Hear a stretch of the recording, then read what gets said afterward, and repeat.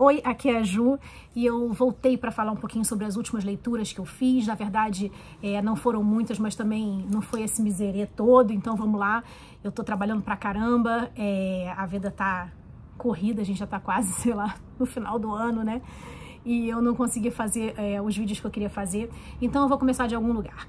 As últimas leituras concluídas, não deixem eu esquecer, né? A gente não tá numa live, mas enfim, se eu esquecer, vocês coloquem nos comentários, porque eu tô com um clube de leitura online agora, com a Dai, e a gente chama Clube de Leitura Antológico, que é do canal dela, e lá no canal dela tem um Linktree explicando melhor sobre os detalhes de como ingressar. A gente tem um grupo no Telegram, é um clube mensal, mas vocês não precisam estarem todos apenas no que interessa a vocês, na leitura que interessar, e aí vocês entram quando quiserem. As informações estarão lá, eu vou colocar aqui nos comentários do vídeo. E é isso que eu ia falar, que se eu esquecer disso, vocês me lembrem, por favor.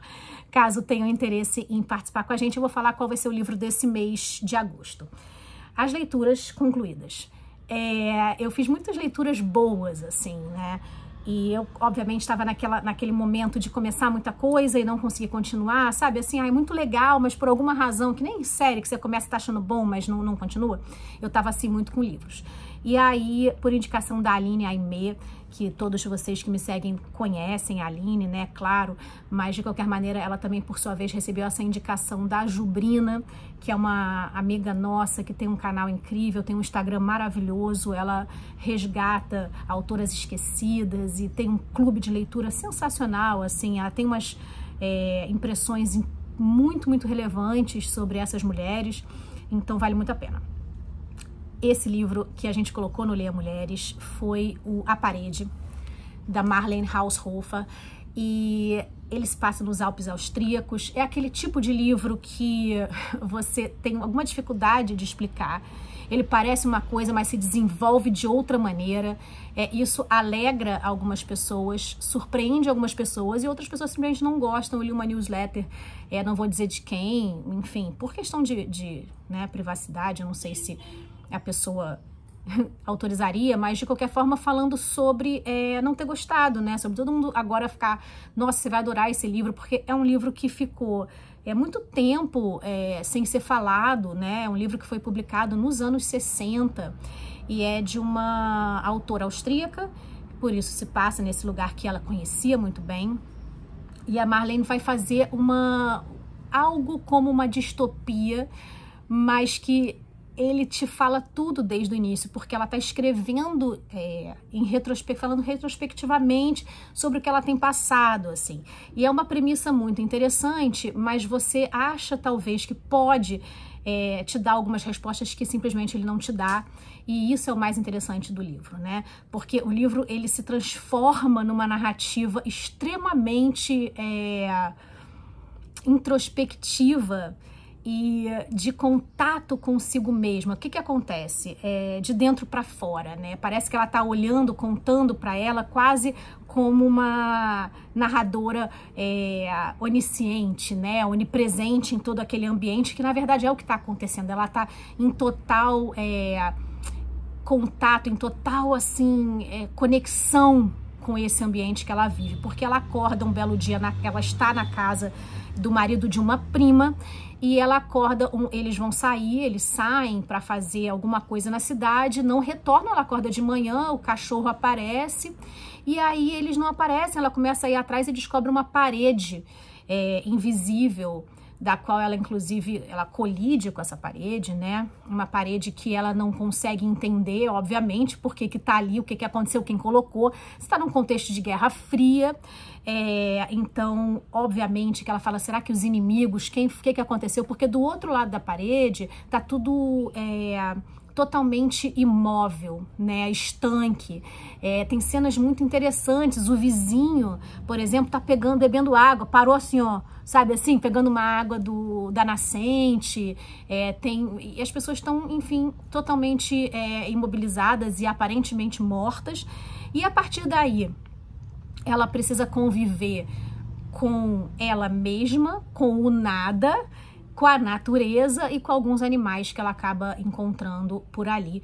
E ela tá contando essa história, você parece até que tem mais tempo, porque o tempo passa diferente, o tempo passa a não ser algo mais palpável da mesma maneira que ela o percebia antes dessa situação acontecer, né? Ela está totalmente sozinha, né?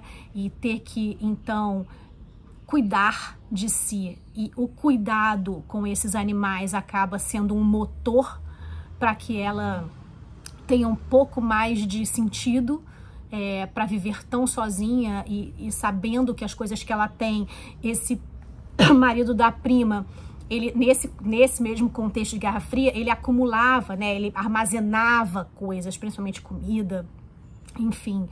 E ela tem, então, uma despensa com muitos víveres, e ela começa a correr atrás de sobreviver nesse ambiente. E o mais interessante de tudo, não vou dar spoiler, vocês me conhecem, mas é a forma como ela lida com essa solidão que vira solitude, que vira vivência, uma vivência muito bem narrada por ela, pela Marlene. Então, assim, é muito, muito, muito bacana. Eu gostei demais, eu gostaria de falar mais, talvez eu faça um vídeo só sobre ele.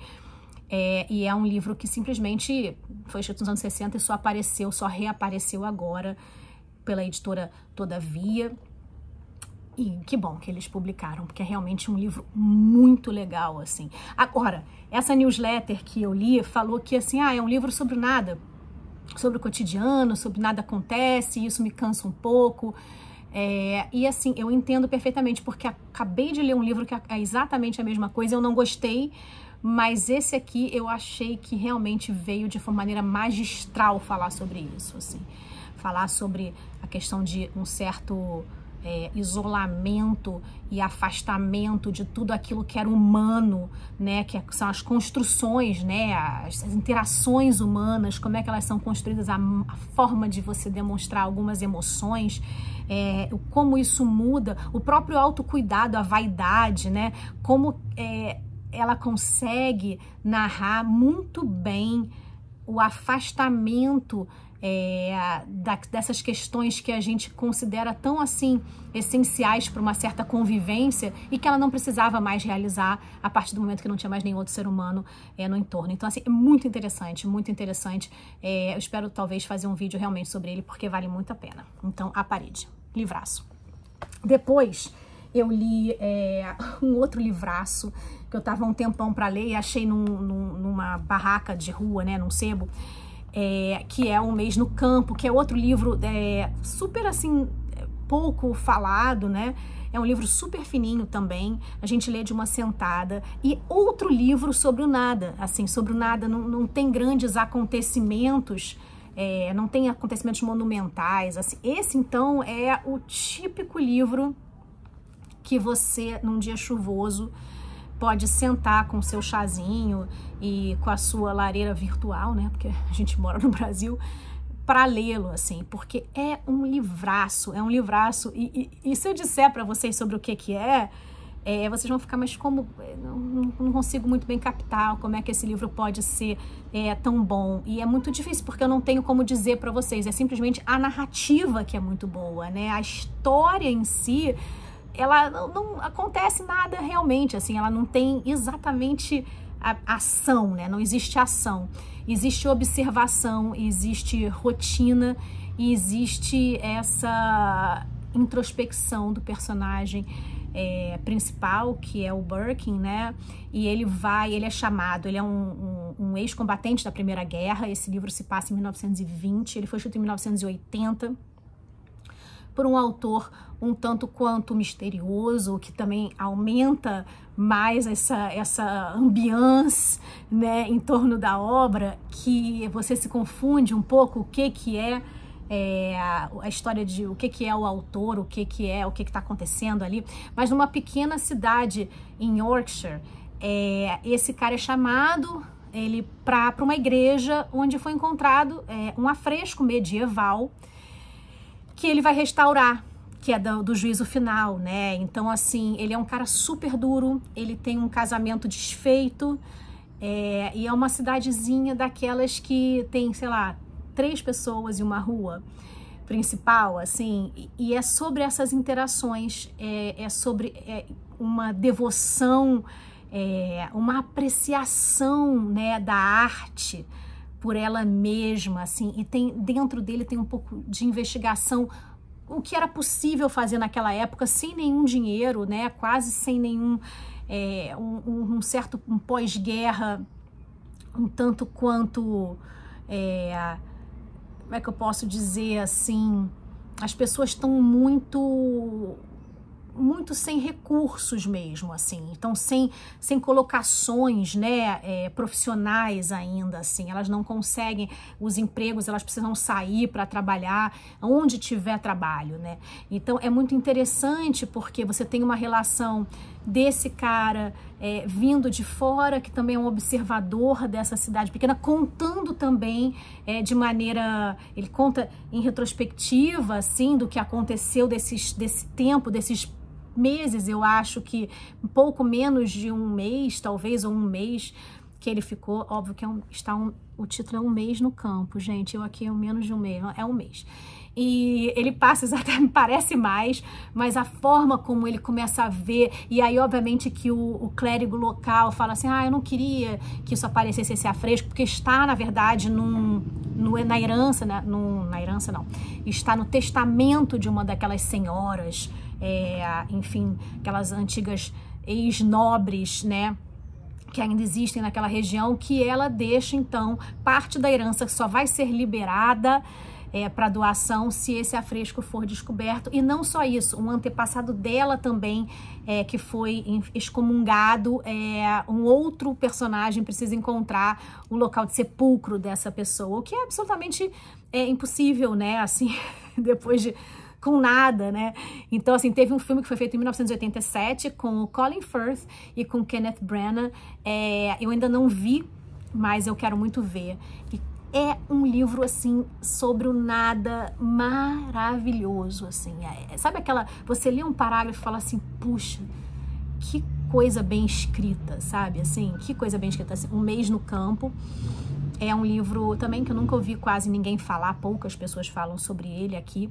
E eu acho que, como eu gosto de livros fora do falatório, do hype, eu acho que ele é um livro muito interessante para a gente explorar vivência, dia a dia, anseios, ansiedades, né? Assim, essa coisa dessa depressão generalizada que se mistura com o alívio desse pós-Primeira Guerra Mundial, porque a Primeira Guerra Mundial, principalmente nesse território da Grã-Bretanha, que acabou, né? As pessoas já assim, sobrou com muito pouco. As pessoas que sobraram estavam sem perna, sem, né? Todas danificadas, não só fisicamente como mentalmente. Então existe aí uma sensação de alívio, que na verdade fica essa sombra da Primeira Guerra Mundial, né? Dessa perda imensa que foi a Primeira Guerra Mundial, tão inútil, né? Uma guerra totalmente inútil e bárbara, qual que não é, mas enfim, a Primeira Guerra Mundial foi uma loucura, dias para conquistar, sei lá, quantas jardas de terra, assim, nos bunkers, aquela coisa terrível. E esse livro fala sobre esse momento posterior a isso de uma maneira magistral. Então, J.L. Carr com Um Mês no Campo.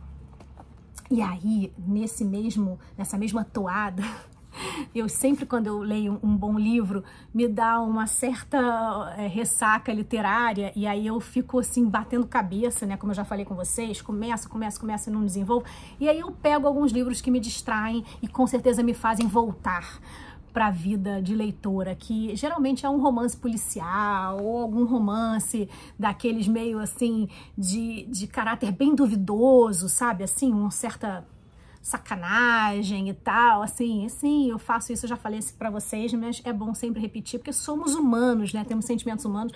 Então eu comecei a ler, eu amo romance policial, e aí eu comprei no sebo, no Jacaré aqui do lado,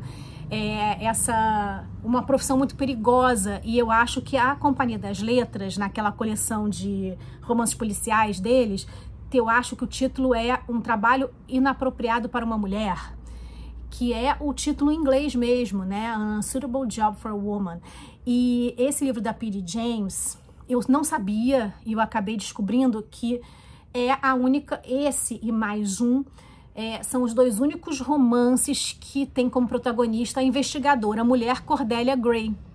E aí eu comecei a ler, e é exatamente a definição do romance aconchegante de policial, né? Mas é bem a inglesa, né? Ele é chamado o tal do cozy mystery, né? Que é esse romance de conforto, porque ele descreve as ruas de Cambridge e tal, e é muito bacana, ao mesmo tempo que tem, assim, aquele não é, assim, né, shiny happy people, não, assim, a Cordelia, ela vai receber uma carta do sócio dela na empresa de investigação particular que eles têm, né, uma sociedade, e ele se suicida, o cara se suicida, deixa para ela então esse legado, e é um cara que trabalhou por pouco tempo na Scotland Yard, e aí trabalhou, e ele tem um problema com o tal do Dalglish, eu acho que é o tal famoso, né, que eu acho, não, tenho certeza, é o famoso investigador de todos os outros romances da P.D. James. Então, assim, a Cordelia acaba sabendo desse inspetor por meio desse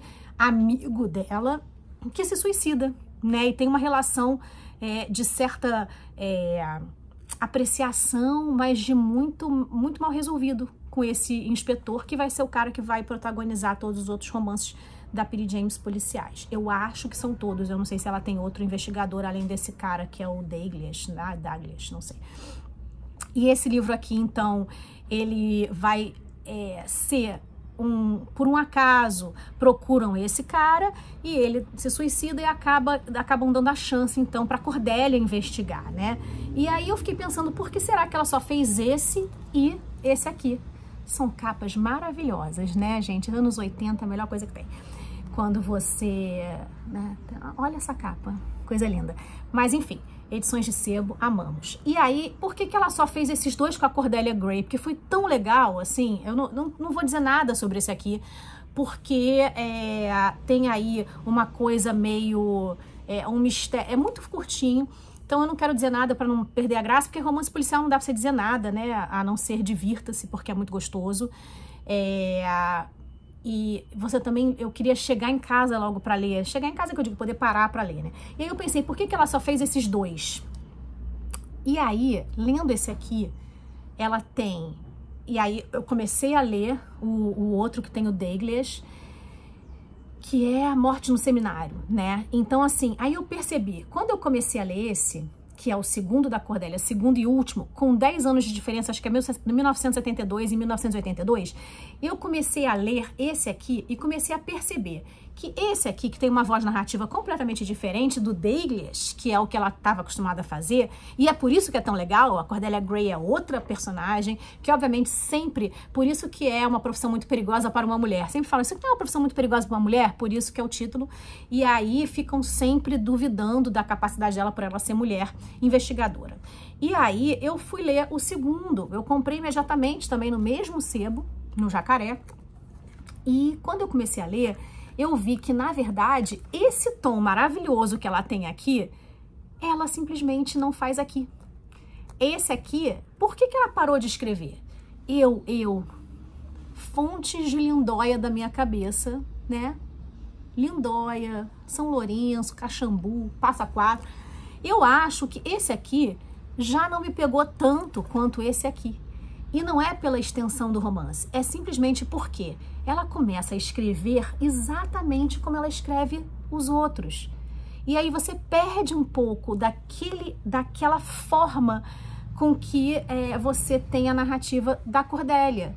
E aí fica muito parecido com as outras narrativas do Dalglish. Então eu acho que ela pensou, fontes da minha cabeça, né, fontes de Lindóia, que ela achou que ela não talvez fosse capaz de fazer tão bem outra investigadora protagonista, que nem, né, a Agatha Christie, que tem a Miss Marple e o Poirot. E aí eu acho que ela ia fazer a mesma coisa, né, de alguma maneira, botar uma investigadora mulher, o que eu acho super bacana, só que ela não faz isso nesse aqui. Então ele tem um ritmo totalmente diferente que se aproxima demais dos outros livros dela, do Dalglish, do Morte no Seminário e assim por diante. Então, assim, eu acho que ela desistiu. Ela falou, acho que não sou capaz. Isso, né, sou eu aí achando dessa parada. Não sei. Mas esse aqui não é tão legal.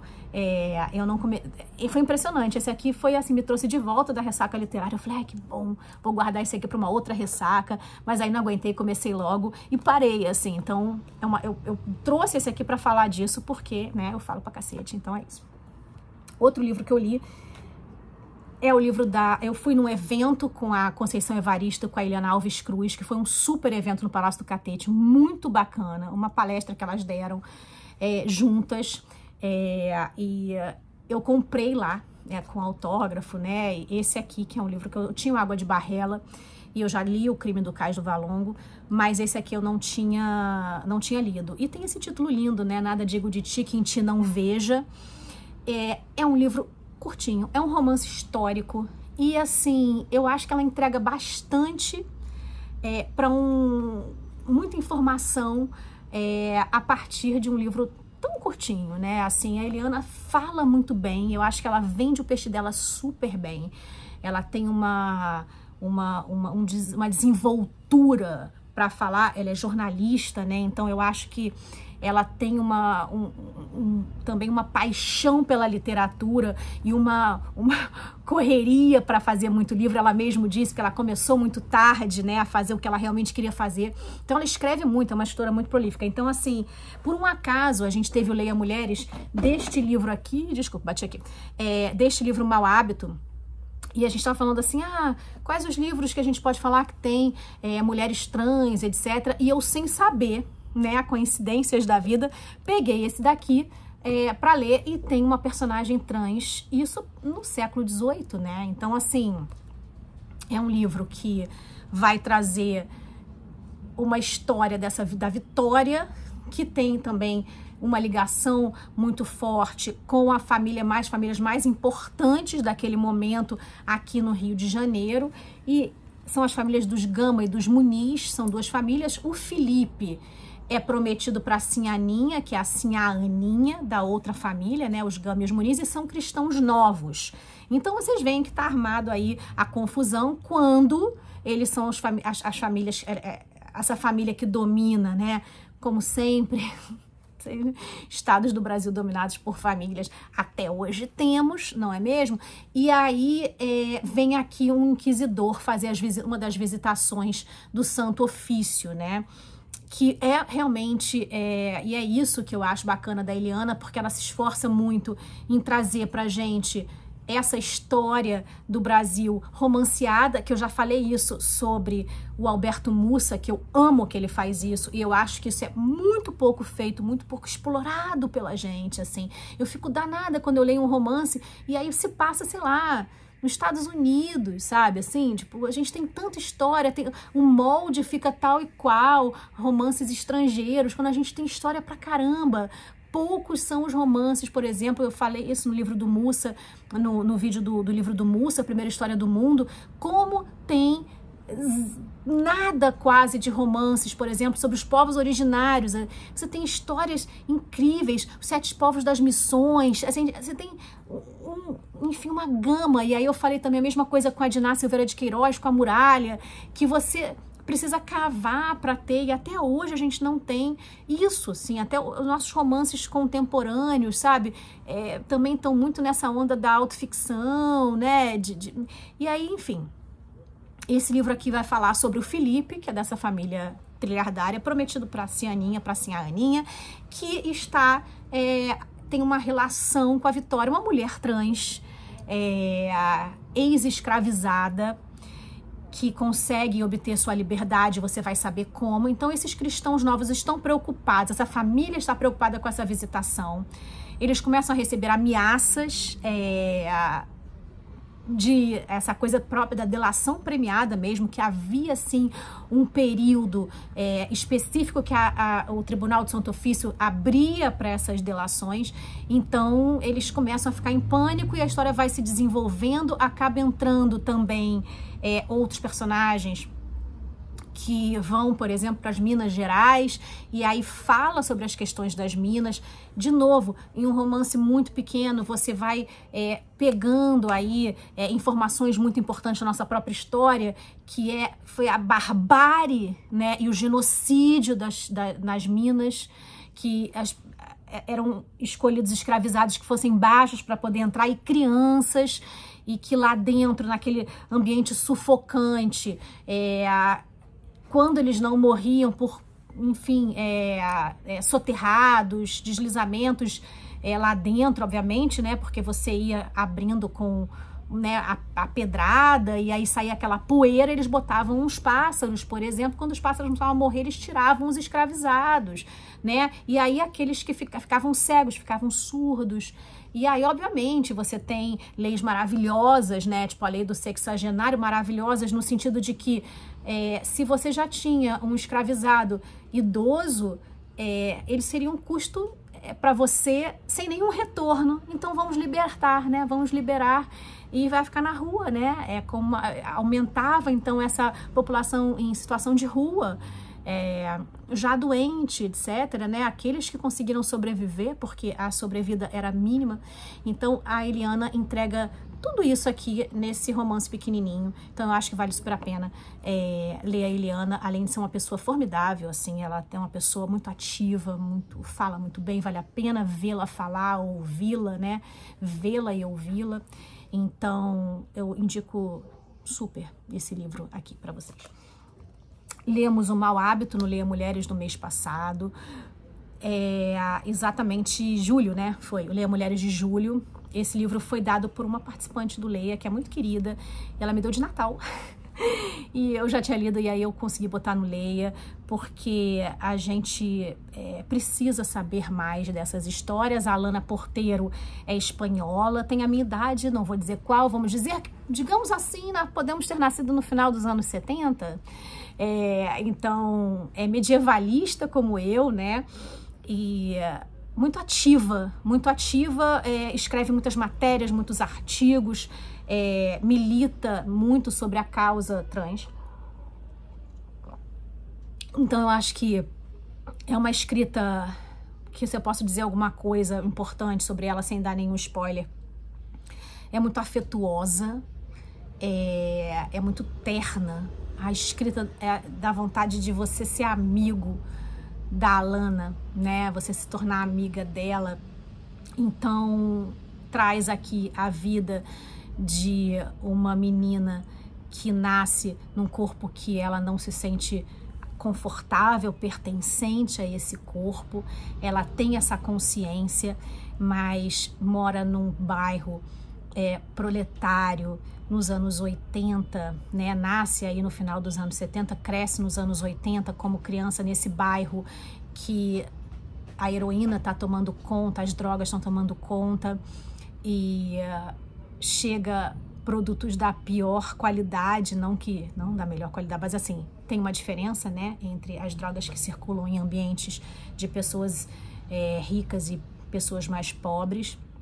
Fala sobre a questão familiar, e aí você vê que o quão é difícil, até a ideia de você poupar a sua família de algo que essa família inclusive sabe, mas fica aquele não dito, né? E ao mesmo tempo aquele horror contra esse corpo vai se desenvolvendo da maneira a se tornar, né, com características masculinas muito evidentes, e o desconforto então aumenta, a raiva do seu próprio corpo, né, a repulsa ao seu próprio corpo, principalmente a partir da puberdade, e essa rede de conexões que você vai encontrando entre os seus, o que é muito triste, porque ele conta, a autora conta, o livro nos conta, né, que existe um momento em que ela começa a perceber que aquelas mulheres trans que são aceitas por essa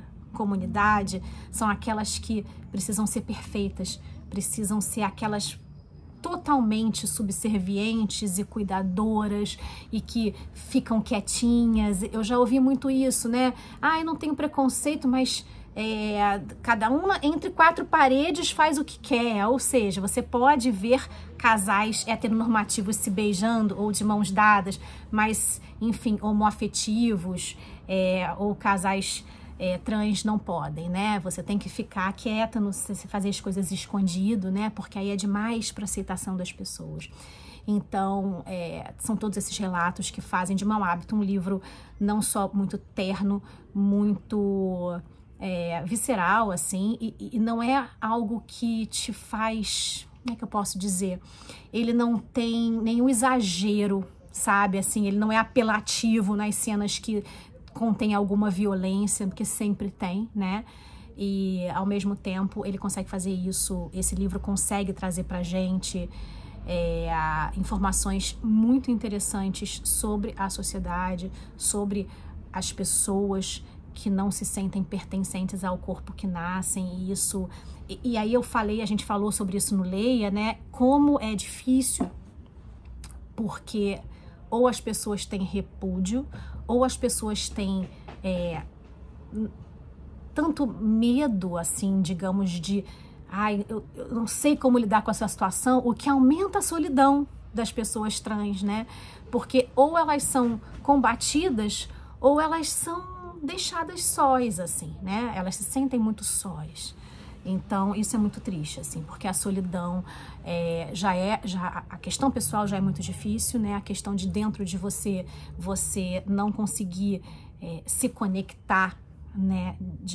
Com o seu próprio desenvolvimento físico e mental, como também com as questões fora, né? Com as questões sociais, assim. Então é um livro muito interessante, muito terno. A escrita é muito terna, não é uma escrita violenta, combativa, provocadora, mas ela provoca, sim, muita reflexão, assim. A gente gostou muito desse livro lá no Leia.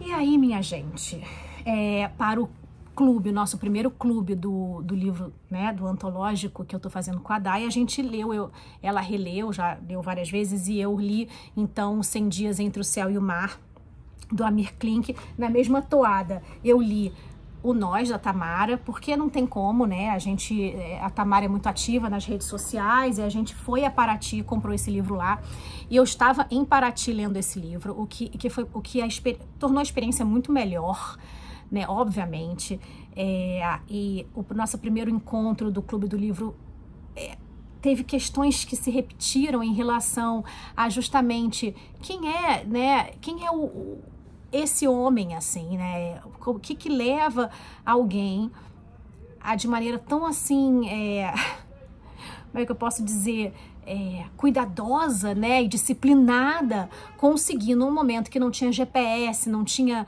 tecnologia, remar da África para o Brasil. Ele sai de Luderitz, né, e vem até a Bahia e depois desce para Paraty.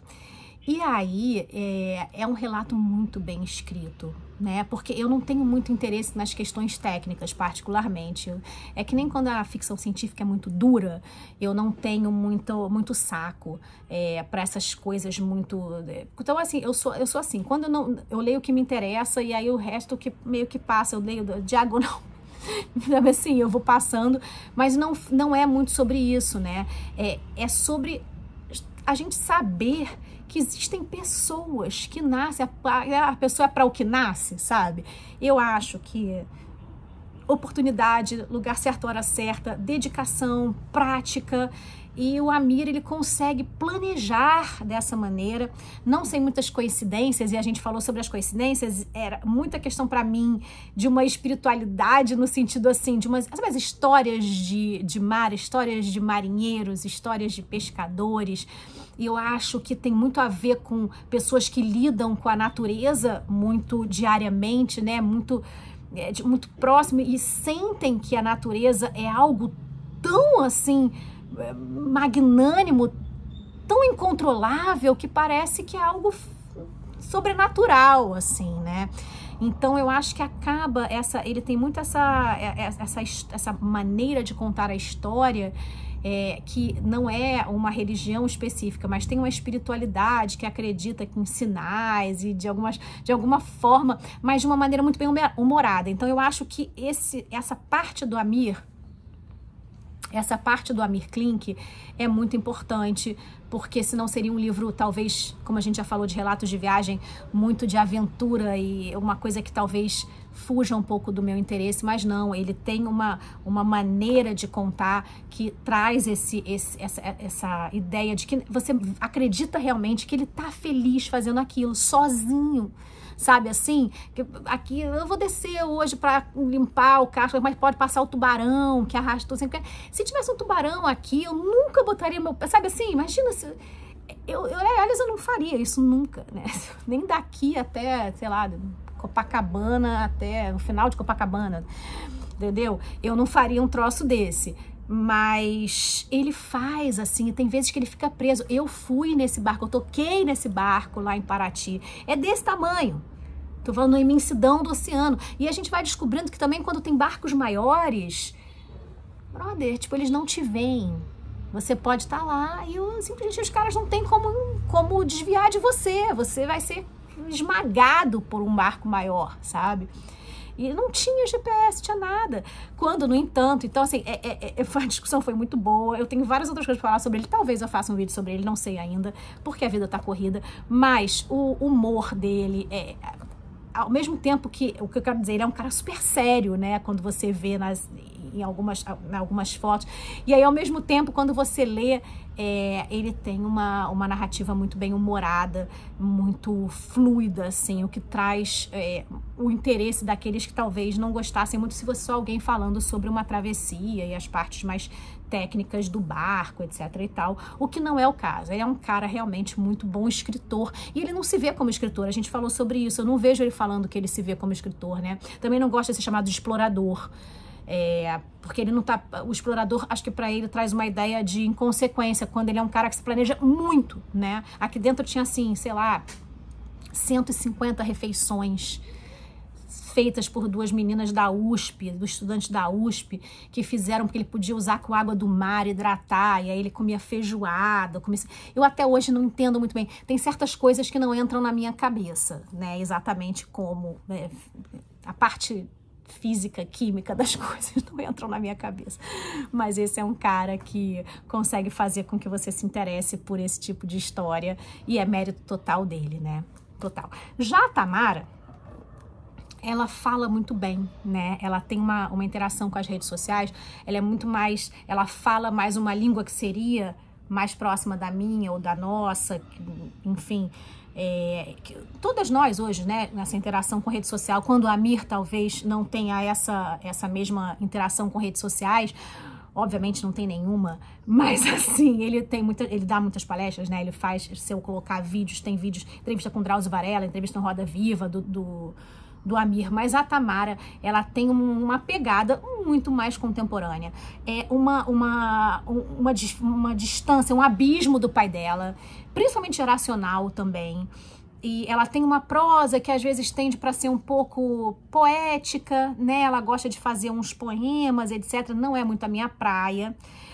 Mas, assim, eu acho que em termos da viagem, eu gosto muito dela, tá? Eu acho que ela tem que fazer isso mesmo, mas assim, ela fala o quanto os pais não apoiaram, mas eu acho que é uma questão de que o Amir, ele é muito exigente, ele tem esse lado da exigência, que ele foi criado dessa maneira. Quando ele estava na USP, ele encontrou um cara lá na aula de remo, que era um cara que, até ele conseguir pegar um remo, ele teve que, sei lá, limpar o chão e chegar todo dia às 5 horas da manhã, então era um cara muito rigoroso, e isso junta com a personalidade do Amir. Já a Tamara, ela teve uma criação privilegiada, né, com um pai que já era conhecido, né, porque depois que ela nasce, ele já tinha sido um best-seller, etc. Então, ela tem uma vida privilegiada. O Amir também tem, tá, gente? Isso é bom dizer, parece que ele é um cara duro, quando ele vai contando que ele estava, eu estou em Paris, eu não só tinha dinheiro para comprar uma revista. Quem tá em Paris não tá duro, né? Você foi para Paris. Antigamente, então, era muito mais difícil comprar uma passagem aérea. Então, assim, e ela conta da dureza dela também, mas, gente, vamos lembrar, ela tá fazendo faculdade na França, sabe? Você não... Duro é um cara que não tem dinheiro vai pegar o BRT, sabe? Assim, então, vamos lá. Tem uma coisa muito de rede social, assim, eu acho, que uma maneira... E aí, de novo, voltando então à questão da responsabilidade. Eu acho que o Amir... porque eu me perdi nessa história. O Amir, ele não apoia nem a mãe, porque ele sabe o quanto que ele planejou. E ele planejando já foi difícil pra cacete. E ela simplesmente, por exemplo, é vegetariana. E aí você precisa, por exemplo, de uma alimentação, de uma dieta em alto mar, né, em total, sozinha, que tenha todos os nutrientes. Ele comia, sei lá, ele era um palito, né, mas ao mesmo tempo o cara comia, sei lá, 5.000 calorias por dia, lá naquelas coisas, né, uma comida desse tamanho assim, que você botava água e fazia... Mas ela era vegetariana, e aí ela, no dia antes dela embarcar, ela foi ao mercado e comprou, sei lá, um brócolis. É claro que ela ia ficar, entendeu? Então, assim, ela tem muito uma coisa diferente do Amir, e isso é que eu acho que é a maior diferença, tá? Ela tá sempre falando da saudade que ela sente, da falta humana que ela sente.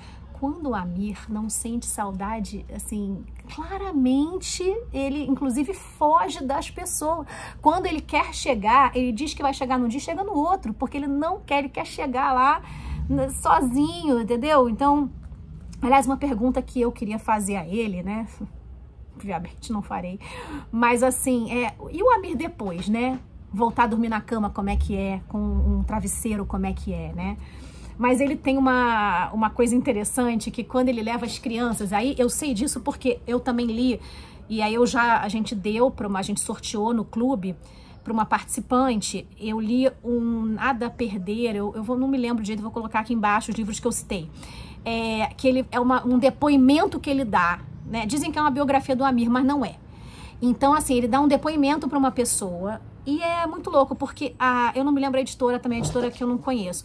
Mas esse depoimento, a escolha editorial desse depoimento é um depoimento que traz muito uma vibe meio coach, assim, uma vibe meio trabalhar em grupo. Tem como é que chama? Frases... como é que eu posso dizer assim, no final de cada capítulo e no início, tem frases motivacionais, tem uma coisa que é zero Amir, assim, eu não sei se ele virou isso e eu, sei lá, não é mais isso, e aí pode acontecer também, porque isso foi escrito nos anos 80, e agora, esse depoimento é de agora a pouco, eu acho que é Sem Tempo a Perder, etc, e aí ele se tornou palestrante, eu acho que para lidar um pouco com, talvez, a própria...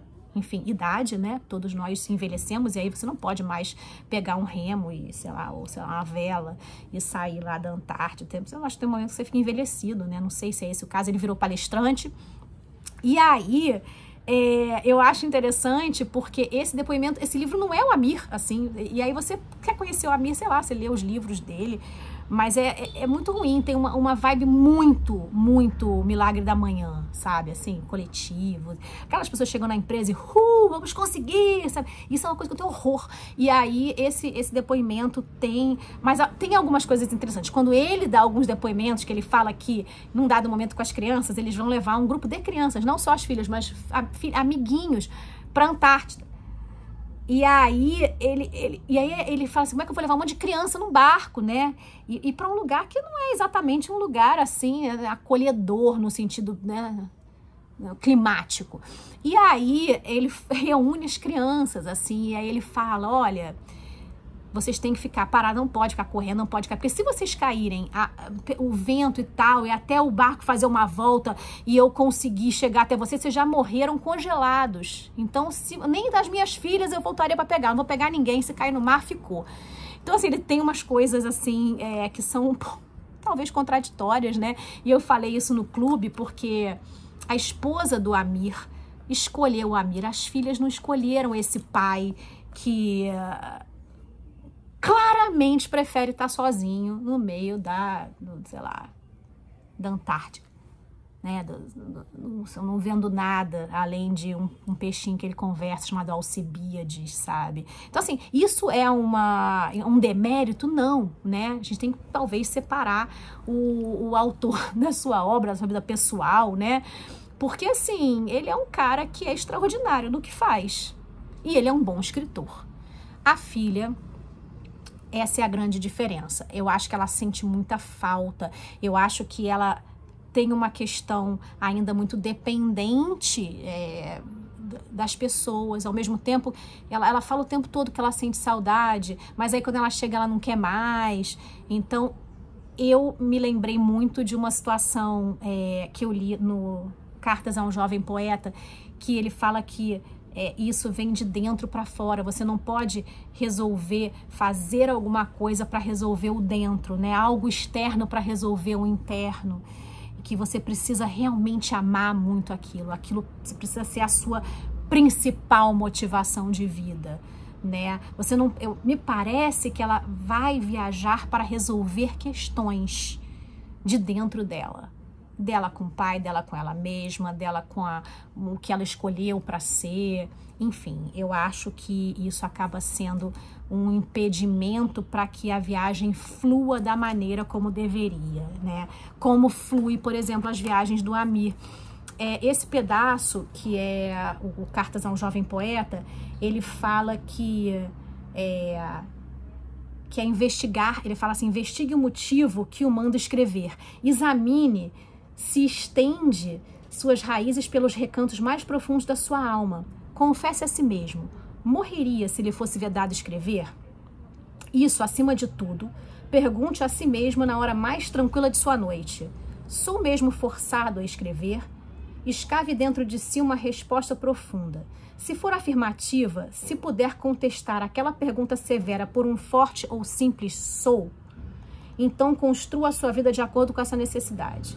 Sua vida, até em sua hora mais indiferente e anódina, deverá tornar-se o sinal e o testemunho de tal pressão.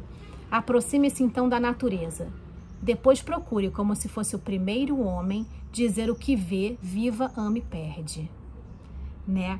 Então, assim, é uma questão que ele falou, não há senão um caminho, procure entrar em si mesmo. E essa entrada em si mesmo, eu acho que a Tamara acaba tentando fazer, provar para si, provar para o pai, provar para os outros que ela é capaz e tudo. E ela é capaz, todo mundo é capaz, não sem problemas, mas assim, ela vai de uma maneira muito irresponsável, aparentemente. Eu acho que isso é o que preocupa os pais dela, né? Porque afinal de contas, você tá isso, você tá perante a natureza. A natureza não tem controle, você precisa apenas, e aí vem a parede da Marlene Haushofer, você precisa viver em comunhão com ela.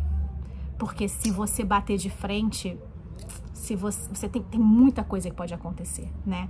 Ele fala, às vezes é bom até que eu não sabia que eu não tinha GPS, porque eu não sabia o quão perdido eu tava do meu rumo, né? Porque você não tem como, né? Ele estudou astronomia, ele sabia mover um sextante, isso é uma coisa muito doida. E assim, a gente não vê, a Tamara fica falando com um cara que ela conheceu no canal dela, na internet, pô, o que eu faço? O vento tá... Aí um cara que mora sei lá onde, um brasileiro, você mora na Suécia, e aí ele fala, cara, vai em frente, os ventos estão a 34. Eu acho isso muito louco, eu acho isso muito amador, né? E é um pouco irresponsável. E eu então entendo hoje, agora que eu sou mais idosa, eu entendo a preocupação do pai dela. Esse vídeo tem, sei lá, 1 hora. Sinto muito, espero que... Eu não consigo dividir em 2 partes, mas se vocês quiserem, vejam durante 6 meses, foi o tempo que eu fiquei fora aqui do canal, né? De outra maneira, eu queria dizer para vocês que o próximo livro do Clube Antológico é o Orlando, da Virginia Woolf. Eu não vou falar muito sobre ele, mas eu acho que é um livro dela muito bom da gente discutir. A gente já leu no Leia Mulheres, e a Day adora esse livro e quis colocar... na verdade, ela tá fazendo essa curadoria, né, de livros que acaba a gente entrando nesse acordo de que é um clube dela, né, eu tô ajudando a mediar, mas são as escolhas dela, é uma coisa que ela queria fazer há muito tempo. Então vai ser Orlando, dia 30 de agosto, é um sábado, 17 horas.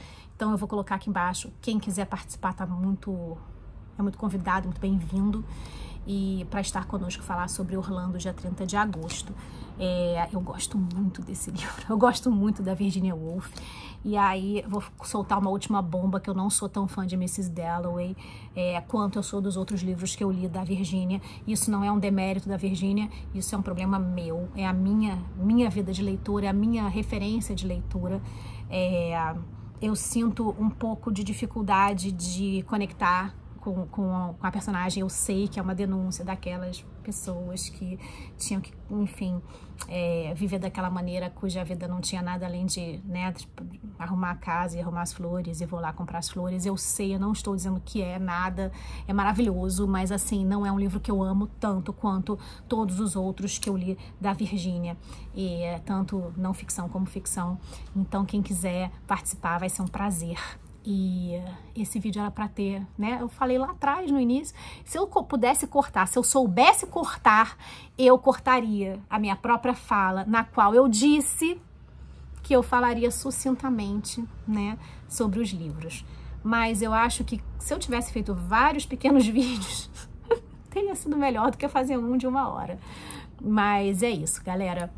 Um beijo pra vocês. E se eu esqueci de falar alguma coisa, de colocar lá linkado, vocês me cobrem, tá bom? Uma beijoca.